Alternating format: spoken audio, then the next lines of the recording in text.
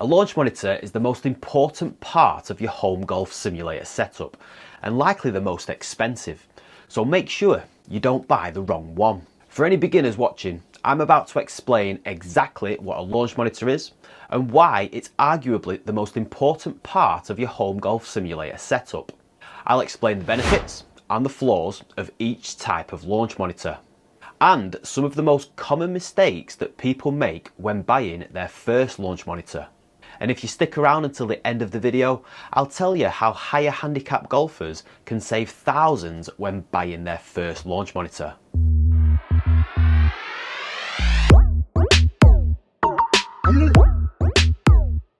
So, if you're new to modern day golf tech and golf simulation, you can be forgiven for wondering what the hell a launch monitor actually is. If you've watched any sort of elite golf over recent years, you might have heard some scientific terminology being spouted about, including carry distances, spin rates and launch angles. A launch monitor is a device that measures these different data parameters. Put simply, it's a machine that takes super fast measurements of the golf ball once you've hit it, and it uses that data to calculate where your ball would land. So if you're building a golf simulator, why is the launch monitor the most important part of your setup? Well, the whole idea of golf simulation is being able to play real golf but indoors. Now, obviously, when you hit a ball into a net or a screen, it's impossible to tell exactly where your golf shot would have landed. And this is where the accuracy of the launch monitor comes into play. The more accurate the data that your launch monitor collects, the more accurate the prediction is of where your golf ball will land. So, without an accurate launch monitor, your golf simulator wouldn't be a true representation of real life golf. There's three main types of launch monitor that you can buy: photometric camera launch monitors, Doppler radar launch monitors, and overhead ceiling mounted launch monitors. I'm saying the word launch monitor so many times. Now, each of these different types of the same device have their advantages, but also some flaws. So let's quickly go through them. Photometric camera launch monitors can precisely capture ball data metrics like ball speed, launch angle and spin rates, providing highly accurate data. Basically, it's very good at capturing how fast the ball goes, which direction it goes in and how much it spins. So they're great for indoor golf simulation. One main problem with these launch monitors, however, is that because they sit just by the side of your golf ball, only right-handed or only left-handed golfers can use it without having to move it to a different position. I'll explain more about this problem later on. Another problem with these launch monitors is that because the launch monitor sits directly to the side of your ball, there's a real risk of you shanking one into it, and that would be a very, very expensive golf shot. Some examples of camera-based launch monitors include SkyTrack, SkyTrack Plus, Foresight's GC3 and GC Quad, and the Unicore iMini. For the best deals and even a 5% discount on any of the launch monitors mentioned throughout this video, then visit the links in the description below. Doppler radar launch monitors sit around 6 feet behind you, and therefore there's no chance of you shanking a ball into one of these expensive units. Radar launch monitors are also much more suited for both left and right-handed golfers, as they stay in the same place, sat behind you, aligned to the same target all the time. But because the Doppler radar technology tracks the flight of the golf ball through the air, it's not always the most reliable for accuracy when using it indoors. They're much more reliable outdoors because the more ball flight that this type of launch monitor can measure, the more accurate it becomes. But as long as your net or screen is at least 10 feet away from you, these Doppler radar units will still provide very accurate readings inside. Examples include the FlightScope Mevo Plus, the Full Swing Kit and TrackMan. For a complete breakdown of how much all these launch monitors cost, as well as a step-by-step guide for how to build a DIY home golf simulator, then download my ebook from the link in the description below this video.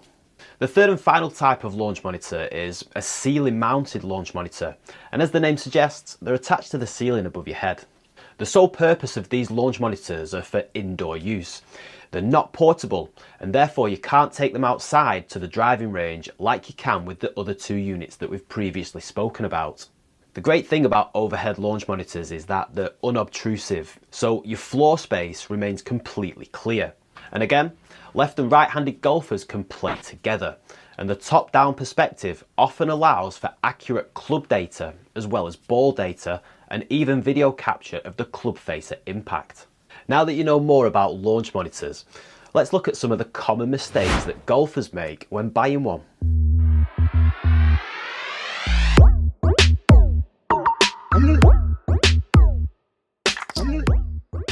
This mistake is definitely one that I would have made if the Garmin R10 was available when I bought my first launch monitor. The R10 is a budget Doppler radar launch monitor that only costs around £450.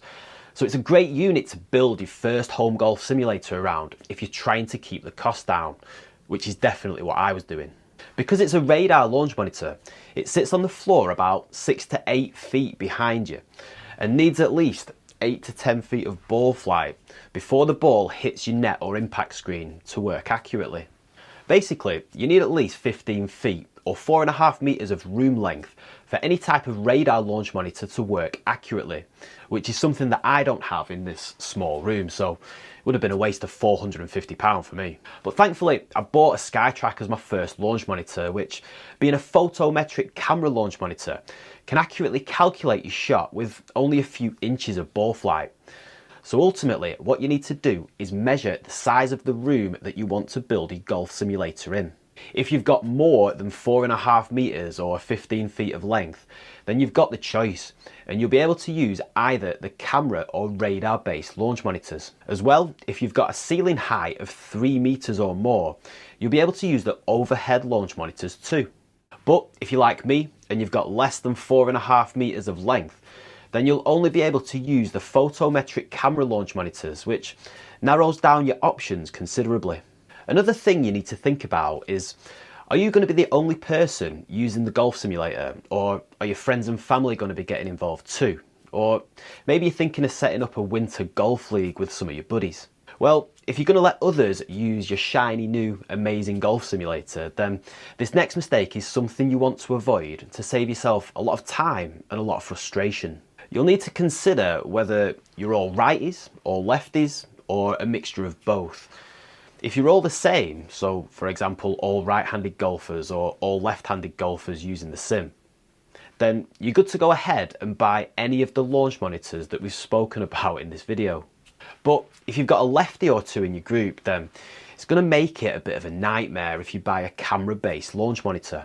This is because these launch monitors sit beside your ball, and if a right-handed golfer has just hit their shot and the next person up is a lefty, then you'll need to shift the launch monitor to the opposite side of your mat, or spin it around if your room's wide enough for that to be a possibility. This will become a massive inconvenience because, first of all, it'll add a significant amount of time to your round of simulated golf due to the constant switching around of the launch monitor. And secondly, it can cause some alignment issues due to the constant moving of the launch monitor as well. So even if the launch monitor is aligned ever so slightly off center, this can ultimately affect the accuracy of the shots that are being simulated. Therefore, it's not as true to real life golf, and ultimately it defeats the point of owning a golf simulator. So what's the answer, Mitch? I hear you ask. Well, the answer is, if you've got a mixture of left-handed and right-handed golfers in your group, buy a radar-based launch monitor that sits behind you, or even a ceiling-mounted one. Because both of these don't require any movement once they've been set up, and lefties and righties are free to enjoy a round of golf with maximum convenience. If you're interested in golf simulators and you're getting any sort of value out of this video, then please subscribe to Handicap Golf, where I post new videos every week, whether it's reviews, advice, or even the occasional simulator vlog. Finally, the last mistake is really a money-saving tip that could potentially save you thousands. And it all depends on what you want to buy a launch monitor for and your golfing ability. Now, different launch monitors provide different amounts of data. So, for example, some just measure ball data like backspin and ball speed, whereas others also measure some club head data as well, like club speed and angle of attack. But do you really need all of that data, and how accurate do you actually need it to be? If you only want a launch monitor for simulated golf and to play recreations of world famous bucket list golf courses, the answer is no. To play simulator golf on the likes of the Golf Club 2019, GS Pro or E6 Connect, these softwares only require ball data to simulate where your golf ball would land. They don't use any of the club head data provided by the launch monitor to simulate your shots. So you could just buy a launch monitor like the original SkyTrack or the Bushnell Launch Pro, which can only measure ball data and therefore cost a little bit less money. But if you're wanting to buy a launch monitor to improve your swing, grind away on the driving range software, and you're really into your data, then you'll want to buy a launch monitor that provides the club head data as well as the ball data, which, in all honesty, most launch monitors that are on the market nowadays provide anyway. So it begs the question, why are some launch monitors more expensive than others when they all provide pretty much the same data? For example, why are the Garmin R10 and the Rapsodo MLM2 Pro less than £800, but the Foresight GC3 and GC Quad and TrackMan thousands of pounds more expensive? Well, the answer is because of their accuracy and reliability. The cheaper launch monitors all claim to have a margin of error which is plus or minus a few yards, or a few miles per hour, or a few revs per minute. Whereas the most expensive ones have smaller margins for error, and they're much more true to replicating the real life ball flights of your golf ball. Now, with cheaper launch monitors, you're also likely to get an occasional no read, which basically means you hit the golf ball and the launch monitor doesn't register your shot. Or you might get a misread which registers your shot but might give you a completely wrong simulation of your ball flight. Now, these misreads and no reads are much less likely to happen with the more expensive units. And all of the super expensive ones that you see the Tour Pros using, like TrackMan and GC Quad, they also provide more data parameters than the cheaper units. But all these extra data metrics can only be really fully interpreted by teaching pros or those that are working with elite level golfers on a daily basis, with the odd exception of course. And all that data probably won't be necessary for weekend golfers like you and I. So what I'm trying to say is, depending on your golfing ability, you might not need to spend thousands on a launch monitor. If you're a higher handicap golfer, let's say 20 plus, looking to use a launch monitor to improve your golf game, in my humble opinion, you don't need too much data that's just going to confuse you. What you really want to know is which direction your ball's going and how far your ball's carrying, so you can understand your yardages with each club in your bag. And if the accuracy of that data that you're getting from your launch monitor is, say, within plus minus 5 yards, then that's okay. It's still going to give you a pretty accurate understanding of where you're at. Without any disrespect, we're not good enough golfers to need to know the exact distance to the yard that you can carry each club, because the inconsistency of our strike will mean that sometimes your 7-iron will go 160 yards and the next shot it might go 175. So the fact that the cheaper units carry distances might be plus or minus 5 yards is not a massive deal. As long as you can get a ballpark figure as to how far you carry each club, or you can get a general direction of your most consistent miss, then you're going to be able to start making improvements in your golf game. Now, this mindset does change on the other end of the scale. If you're a lower handicap golfer, let's say 5 or 6, maybe down to scratch or better, then those plus or minus 5 yard discrepancies are going to be vitally important for you, as they can make a massive difference to understanding your game.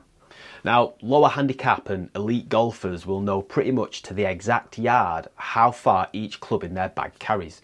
So if you're at that level, then you'll want to have a launch monitor that is as truly accurate as you can get, down to the yard, miles per hour or revs per minute, because all of these finer details are going to impact the way that you play and approach every shot.